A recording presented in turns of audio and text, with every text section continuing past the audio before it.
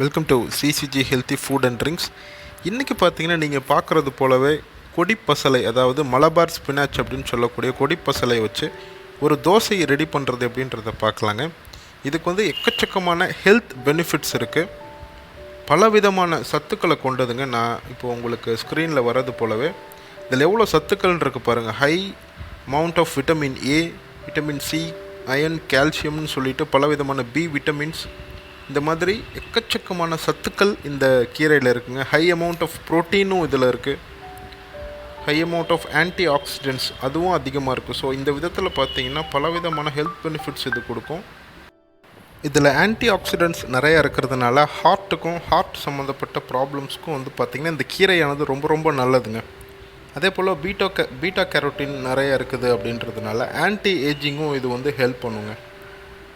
So cells வந்து பார்த்திங்கன்னா சீக்கிரம் பழுதாகிறத நிறுத்தும்.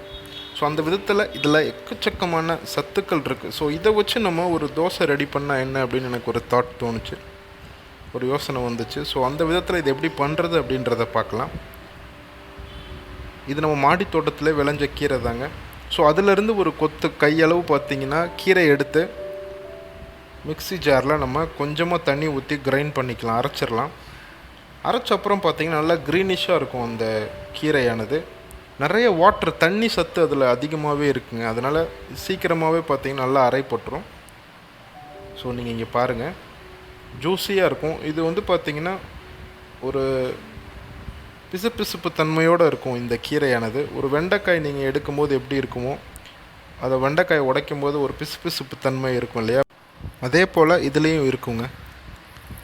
ஸோ இங்கே பாருங்கள், நல்லா மிக்ஸ் பண்ணிக்கோங்க. மாவு வந்து பார்த்திங்கன்னா நீங்கள் எப்போவும் ரெடி பண்ணக்கூடிய தோசை மாவை நீங்கள் எடுத்துக்கலாம். நீங்கள் இந்த கீரைன்னு கிடையாதுங்க, நார்மல் ஸ்பினாச் இருக்குல்லே, அதையும் நீங்கள் எடுத்து நீங்கள் பயன்படுத்தலாம்.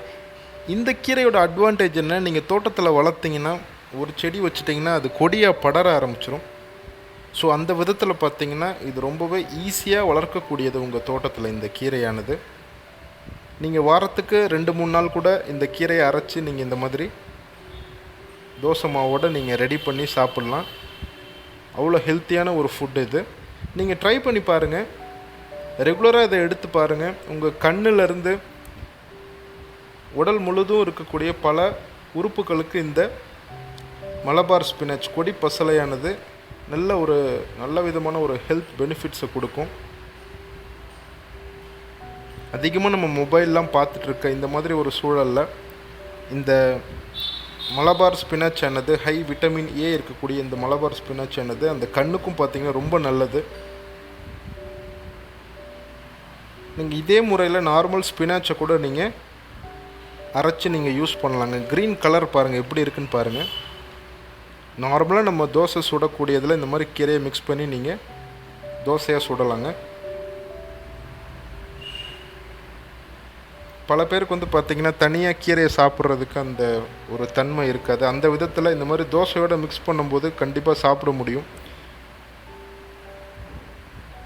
கொஞ்சமாக எண்ணெய் விட்டுக்கோங்க. தோசை வந்து பார்த்திங்கன்னா இந்த மாதிரி தடிமலாக சுடும்போது இந்த கீரையோ இல்லை எந்த விதமான மிக்ஸ் நம்ம ரெடி பண்ணி கலந்து விடும்போது பார்த்திங்கன்னா தோசையானது ஒழுங்காக வரும். மெலிசாக சுடலான்னு நம்ம பார்க்க தேவையில்லைங்க. இந்த மாதிரி கொஞ்சம் வந்து பார்த்திங்கன்னா லேயர் வந்து கொஞ்சம் பெருசாக இருக்கணும் தோசையை பொறுத்த வரைக்கும். இதில் நம்ம ரொம்பவும் குக் பண்ண போகிறதில்ல இந்த கீரையை. ஸோ அவ்வளோதாங்க, நமக்கு தேவையான தோசையை ரெடி பண்ணி வச்சுங்க. ஸோ இந்த விதத்தில் பார்த்திங்கன்னா நீங்கள் ஒரு 10-15 கீரையை பயன்படுத்தியே அட்லீஸ்ட் ஒரு 5 to 6 தோசாஸ் நீங்கள் ரெடி பண்ண முடியும். ஸோ ஒரு பிரேக்ஃபாஸ்ட்டுக்கோ நம்ம தாராளமாக இந்த கீரையை பயன்படுத்தி இந்த மாதிரி தோசை சுடலாங்க. ஸோ நீங்களும் ட்ரை பண்ணி பாருங்கள். ஏன்னா இதில் அவ்வளோ ஹெல்த் பெனிஃபிட்ஸ் இருக்குது இந்த கீரையை பொறுத்த வரைக்கும். நான் முக்கியமாக இந்த கீரையை சஜஸ்ட் பண்ணுறதுக்கு அதான் காரணம். நீங்கள் ஆல்ரெடி இதை ட்ரை பண்ணுறீங்க அப்படின்னா கமெண்ட்டில் மென்ஷன் பண்ணுங்கள்.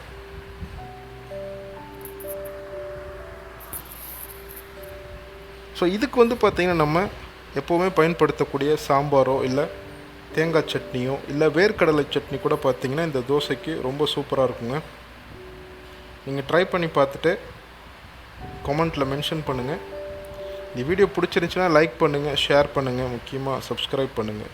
தேங்க்யூ.